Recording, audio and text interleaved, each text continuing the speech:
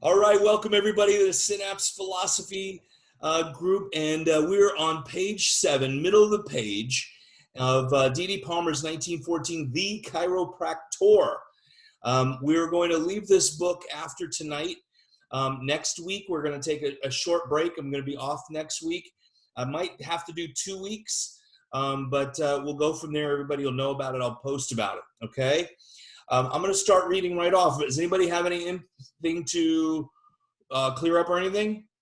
All right, I will start. There is a moral, excuse me, there is a moral and religious science of chiropractic. The moral and religious philosophy of chiropractic, the moral and religious responsibility attached to the practice of chiropractic, and the moral and religious liberty granted to chiropractors by the Constitution of the United States. Also, moral theology of chiropractic, known in the California Medical Act as religion. Morally, chiropractors are in duty bound to help humanity physically. Religiously, they are required to render spiritual service toward God, the universal intelligence, by relieving mankind of their fetters, adjusting the tension frame of the nervous system, the physical lines of communication to and from the spirit. By so doing, they greatly aid intellectual attainment and progress towards perfection through the untrammeled, mental reception of intelligent expressions of individual spirits. By correcting the skeletal frame, the spirit is permitted to assume normal control and produce normal expression. That's about it, isn't it? That is a beautiful, normal expression of spirit within the body. That is what chiropractic is.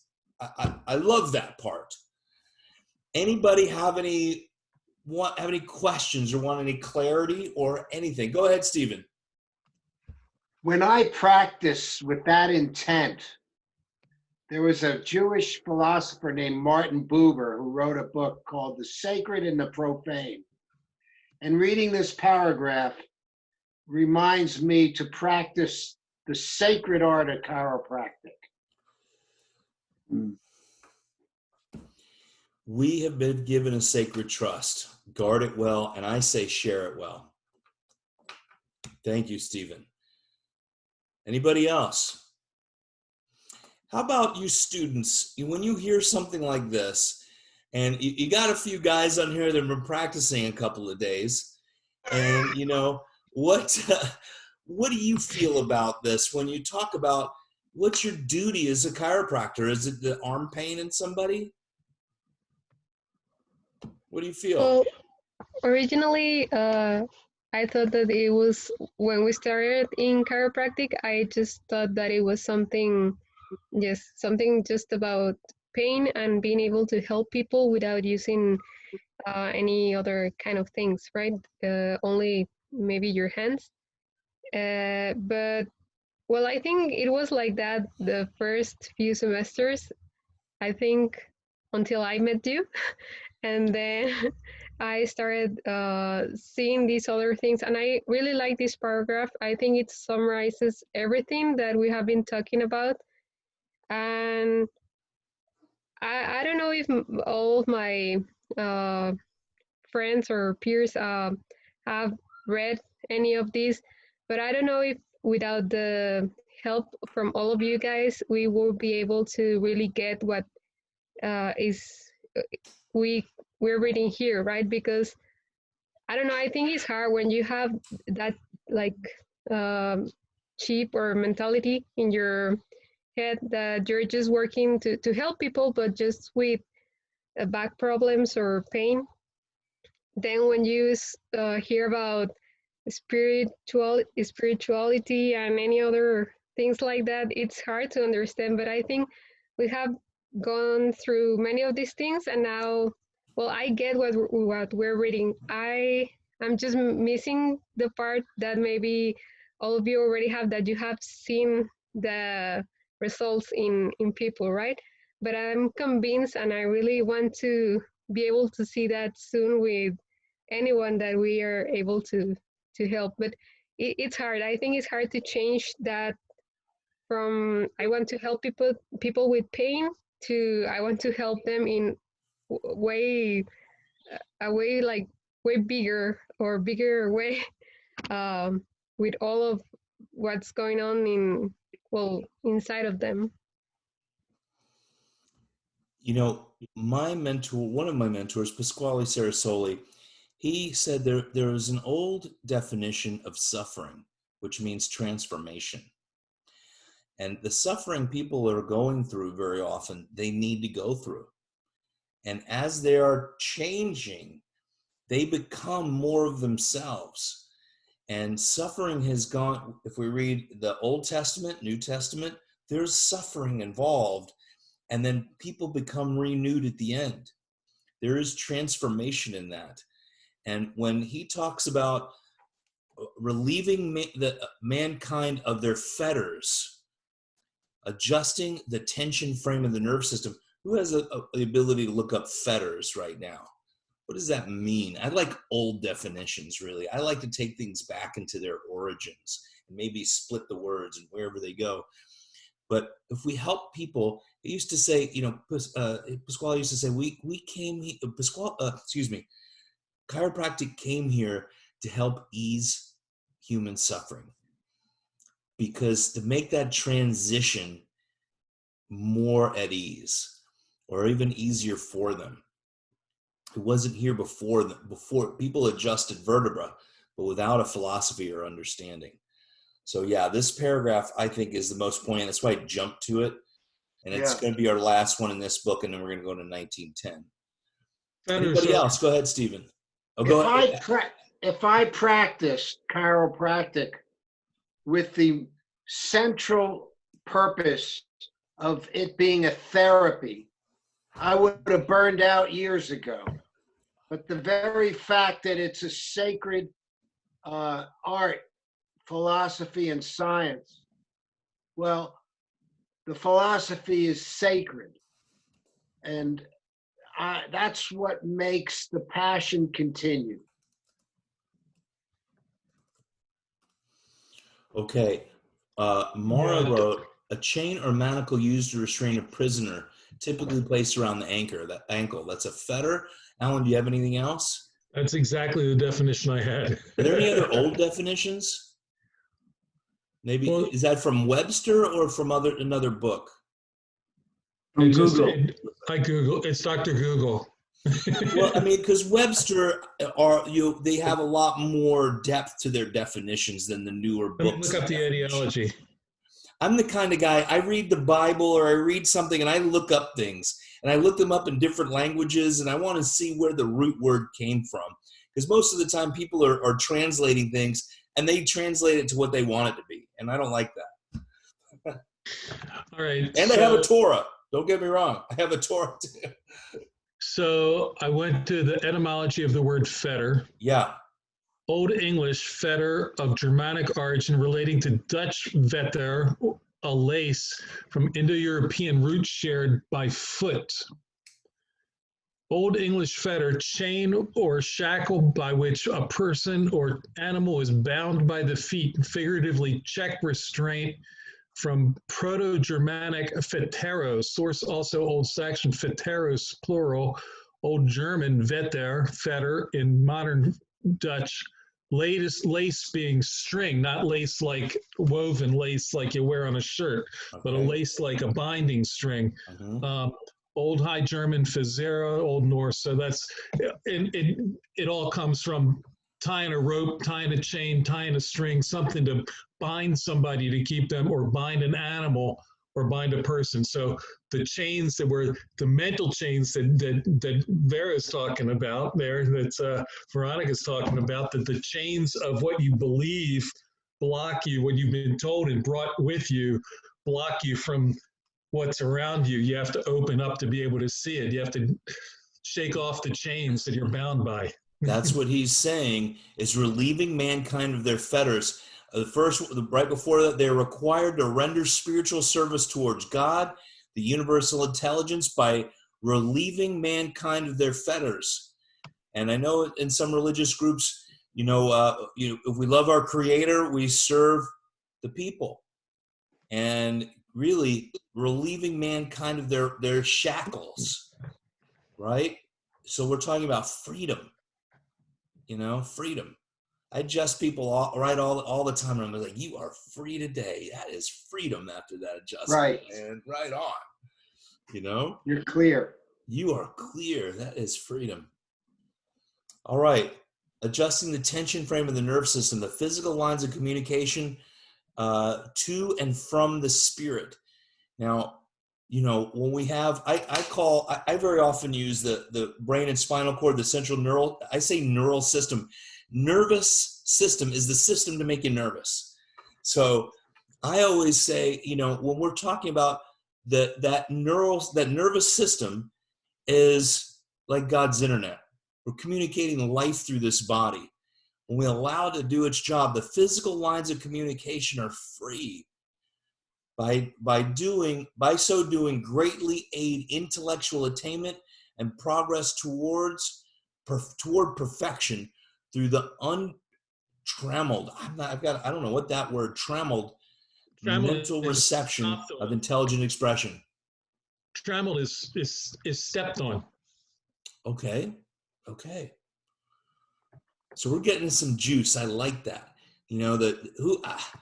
People go through life feeling, the victims, they're trampled on. Life is hard, right?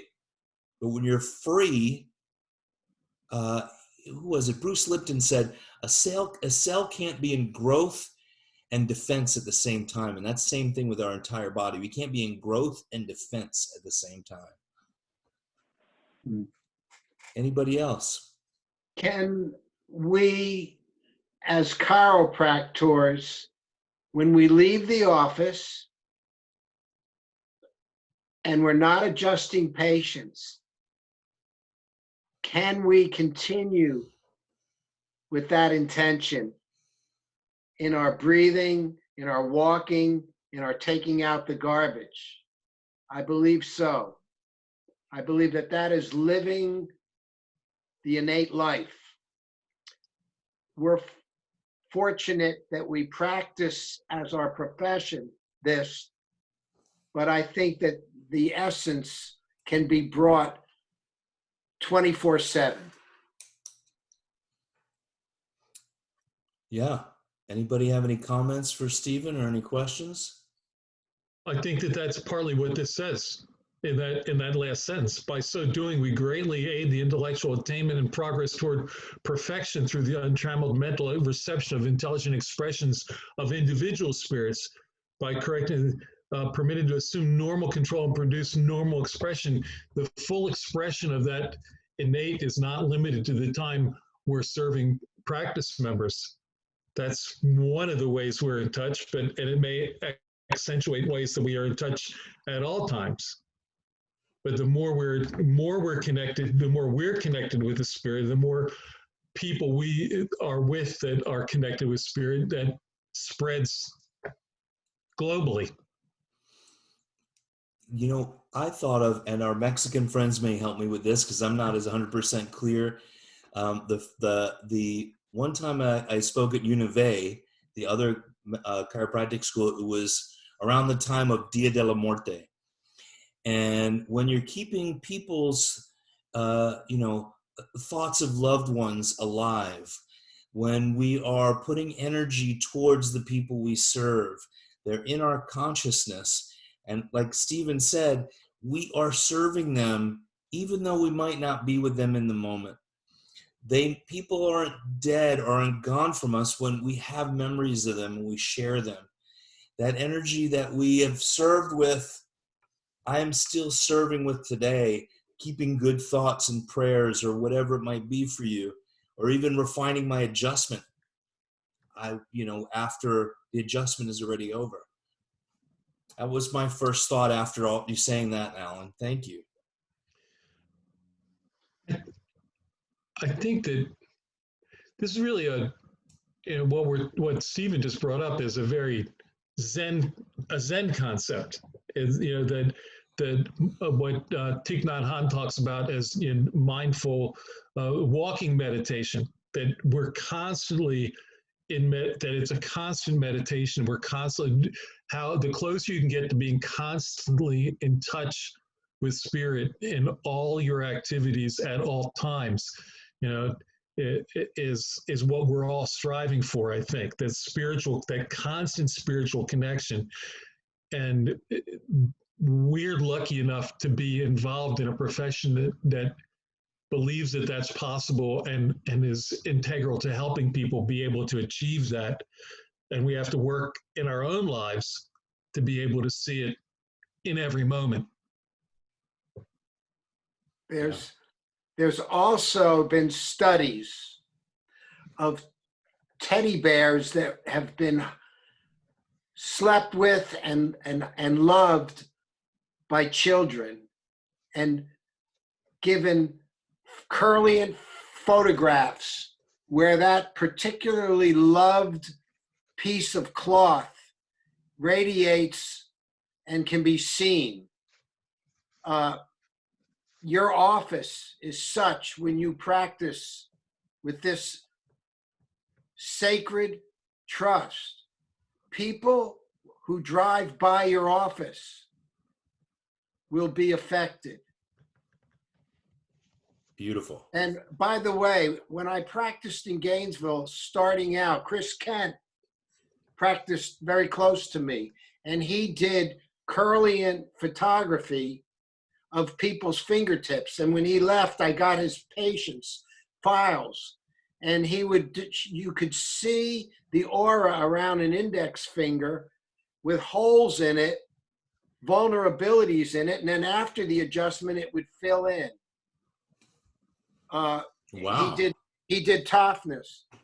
So we're talking about something that goes beyond the physicality of the adjustment. Yeah. Beautiful. Beautiful. I just acquired a toughness, one of the Squeak box? little drum disc. Yeah. Were you going to say something, Alan? Actually, I saw an article today about a research article about twins and entanglement. I know you like that stuff, Haig.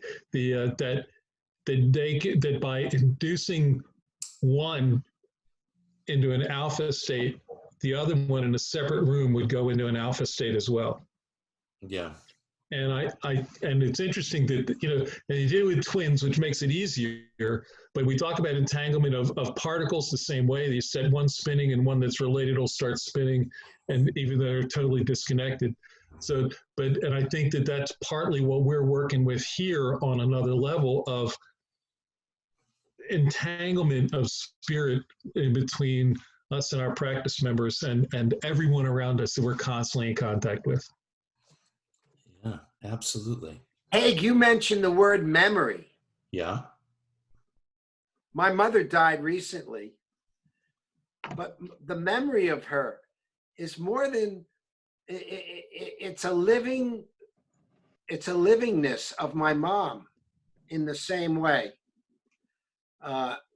Your patients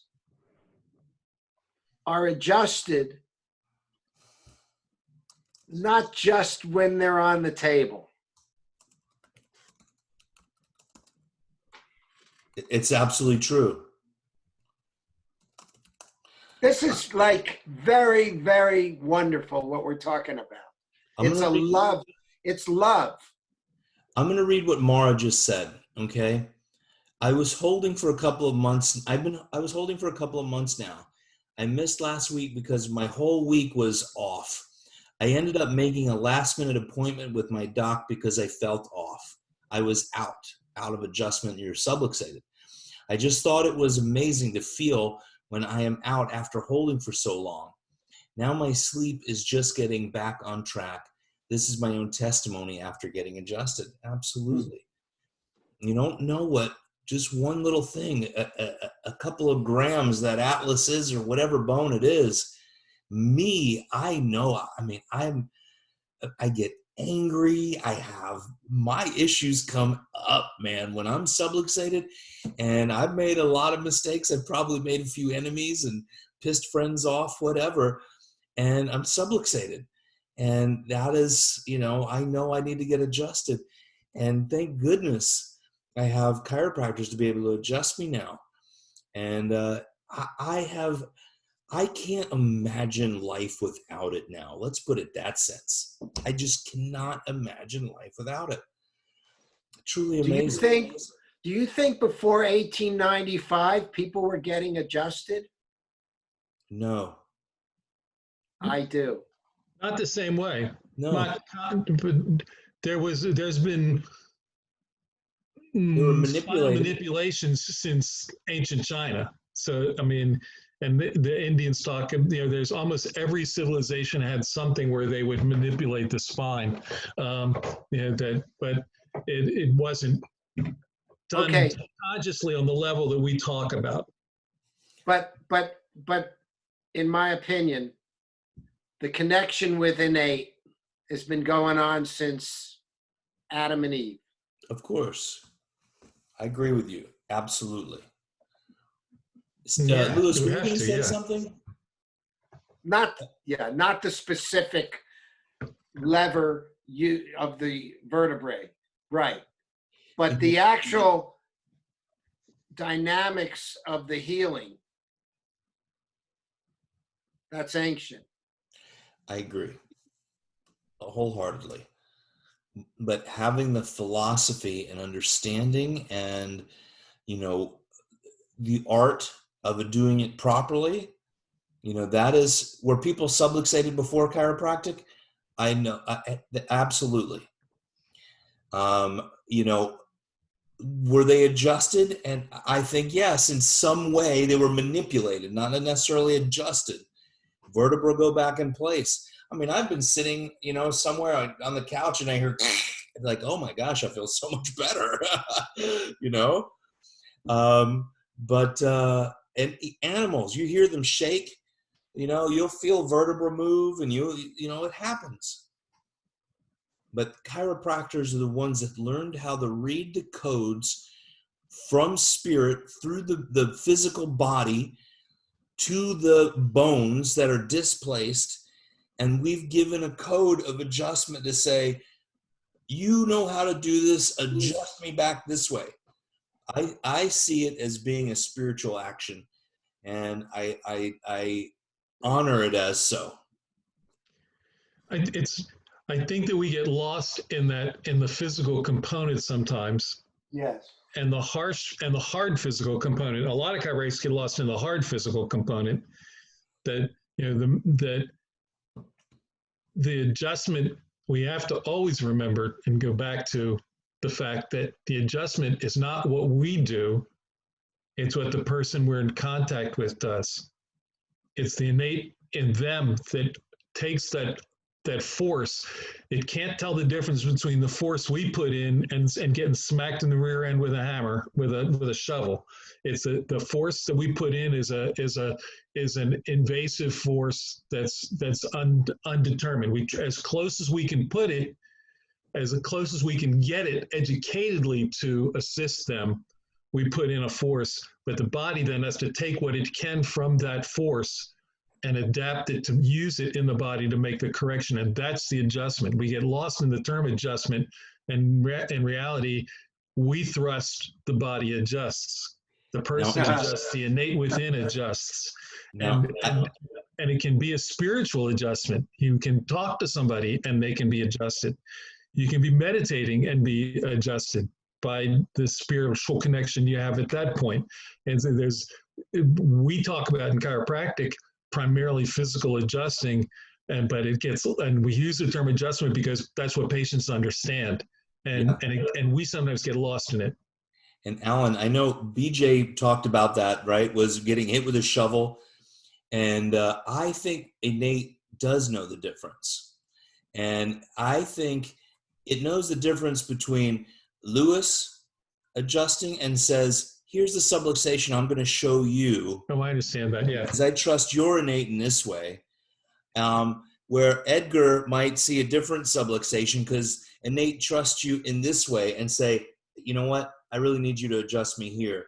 Alan in a different way. That's why there's been so much in chiropractic where you put 5 chiropractors in a room and they all find different subluxations.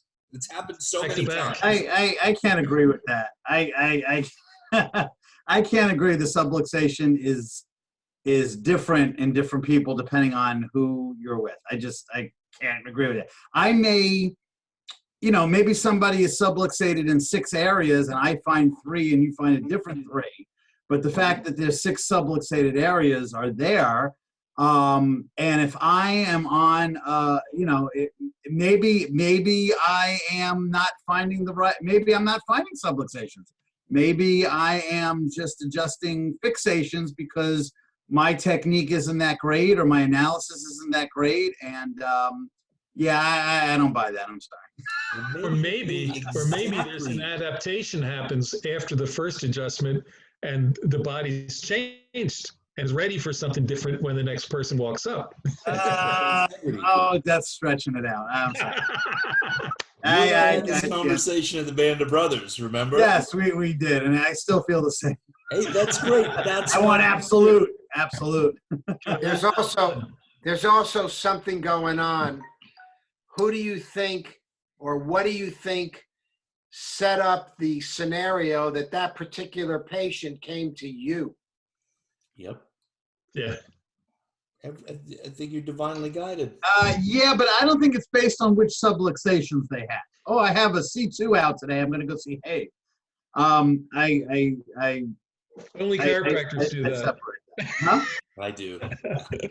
Only chiropractors do that. That's funny. Well, I mean, if you have an SOT guy and he finds your sacrum is out, but there's no atlas subluxation, and I was going to SOT guy for the longest time, and I've been doing upper cervical work for a long time, receiving it, and he was like, oh, your atlas is now at C4. Here you go. And I was like, wow, I do feel really great, just like my atlas was adjusted. And my C4 kept showing up with him. And it never shows up with really anybody else. It was really interesting. Well, then somebody's wrong. Well, I just it's think probably somebody else. The people not picking up C4 level, at a spiritual level, that's what my body was showing at the time. So yes, I see it. That's where our discussion comes in. That's discussion. Anybody else? What do you think about that?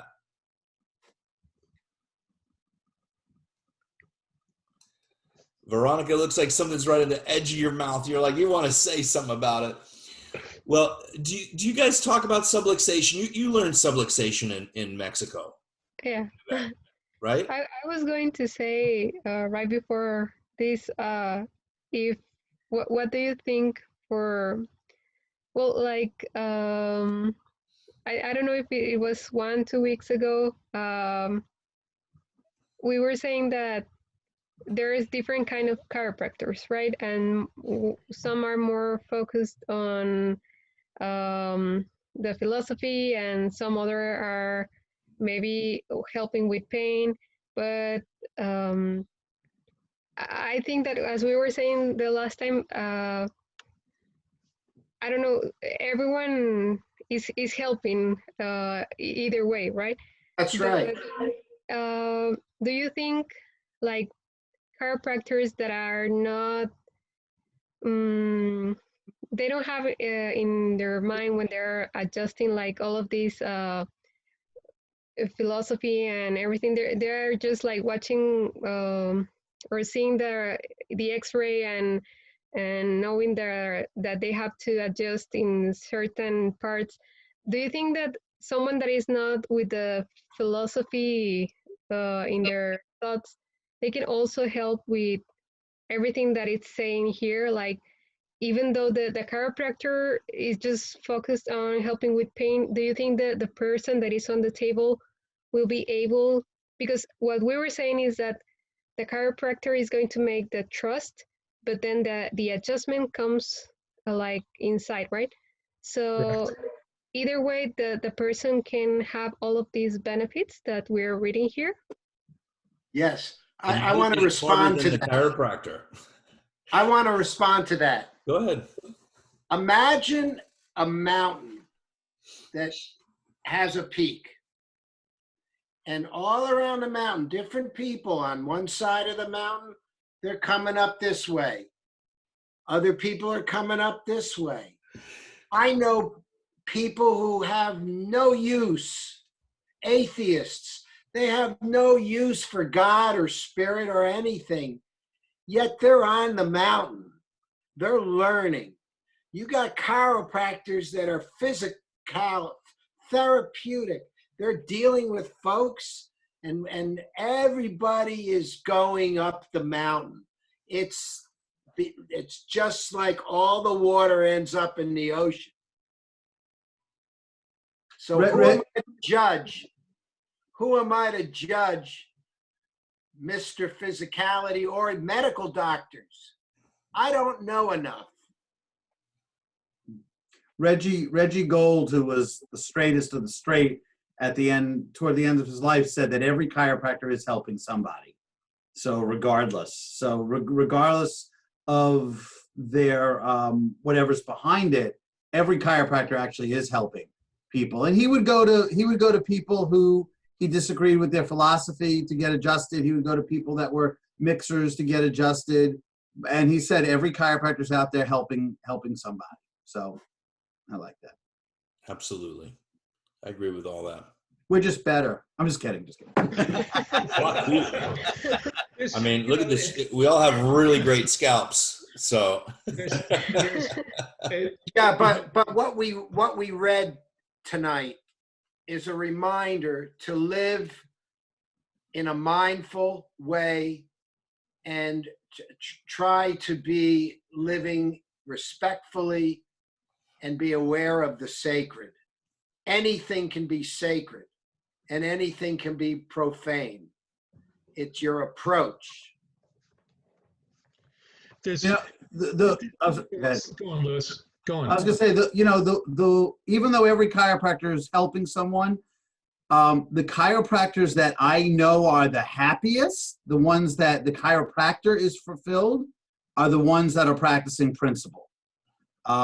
They seem happy. That principle goes over into their entire life, into their business, into their family, into everything. The happiest chiropractors, the most fulfilled chiropractors, if we're talking about the chiropractor, his or herself, seemed, at least to me, to be the ones that are practicing principle and loving their patients and doing it for something higher than pain relief or money, the ones that see the bigger picture. That's just been my experience. Mine too. Yeah.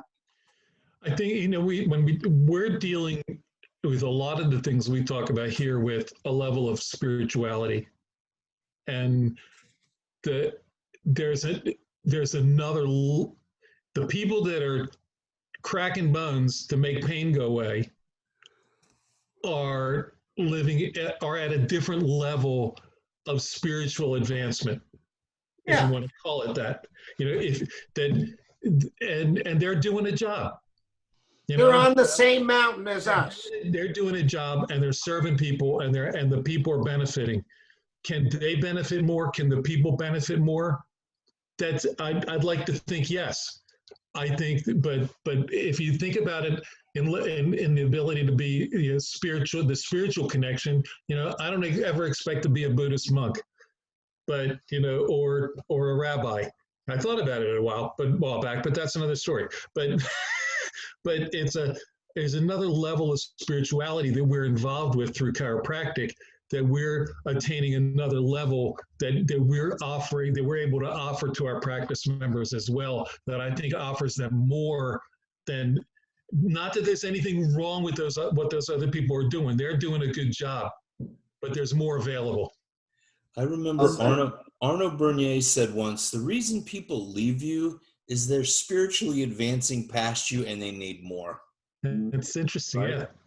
Yeah. And so I work on myself and my practice to help people advance with me. As I'm advancing, they're advancing. So I think that's very important. And Pasquale used to talk about those type of things as well. and It spiritual advancement. as a thought for you guys, you students, it's we've been at it for a long time and become stronger at defending our positions when we want to against our fellow chiropractors. You have a harder struggle than we do, Why? probably in your school. No way. Why are you saying that? I just think that there's more people the schools are not teaching as much, and I don't know about the schools that they're in. The schools are not dealing with this as much now, and people that are coming to the schools are not coming with this purpose in mind as many people did when I went to school. And so the struggle is harder, but the fact that you're here with us and we can support you, thank you for being here. What I have seen in the schools, and I go to a few schools from Parker to Palmer to Life, Sherman. What I see is that students are hungrier for it.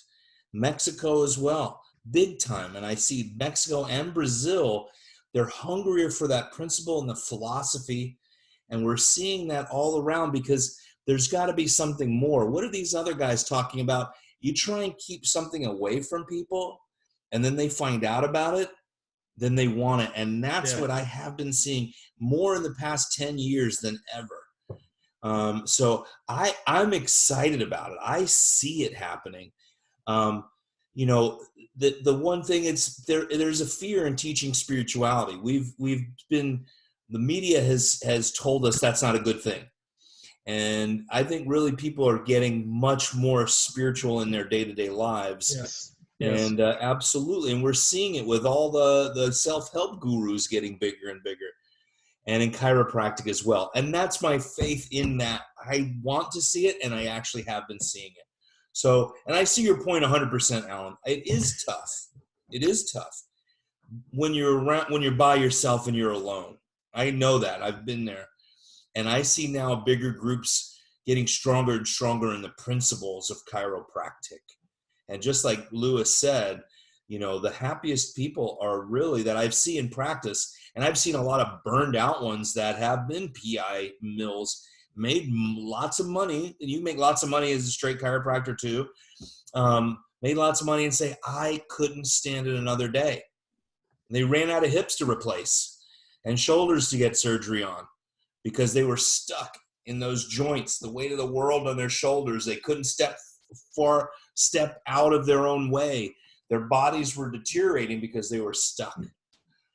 So it wasn't meant to be direct. I'm sorry. That wasn't meant to be derogatory. That was meant to be, my intention was supportive. That this is, I know it may be a bigger struggle for you to hold this position, but we're here for you, and I'm proud of you for learning this now. That was my intention. I'm sorry if it came across we understand. Thank you so much to all of you. Thank you. All right, guys, we're going to wrap it up. Anybody have any last things to share? So we won't be here next week, possibly the week after. Correct. Okay. Correct. Next week, the kids are on spring break, and I'm going to be in Atlanta for innate baby adjusting. So that's going to be a lot of fun. Woohoo! And but it's also a big week, and it's spring break, and I want to spend time with the kids, and I know everybody else wants to live their life a little bit too. So next week, we're just going to take a break for sure. Okay. Awesome. That was a lot. I love this conversation with you guys. It's why I love you so much, because you helped me grow. I mean, I really appreciate you very much. So have a beautiful couple of weeks, and we'll see you soon. All right, everybody? See you. Thank you so much, everyone. We really appreciate it. See you all soon. Thank you so much. I love these talks. Me too. Good night. Thank you. Bye.